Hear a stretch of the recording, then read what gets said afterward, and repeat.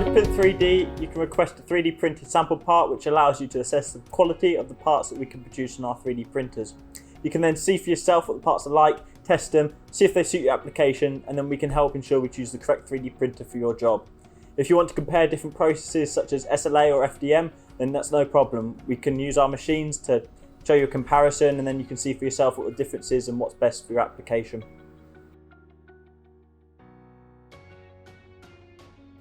So we offer bespoke sample parts which allow you to test your own designs and see how they look being 3D printed. You can then compare these against current manufacturing methods and parts and see the difference for yourself. We also offer a standard L bracket sample part, perfect for comparing different 3D printers and processes. One of our customers, S&G Barrett, requested a bespoke sample part of their Jaguar Growler badge, which they use on their Jaguar E-types. One day the MD spotted this sample part, and this allowed him to decide that SLA was the right printing process for them to create highly detailed badges and parts for their classic Jaguars.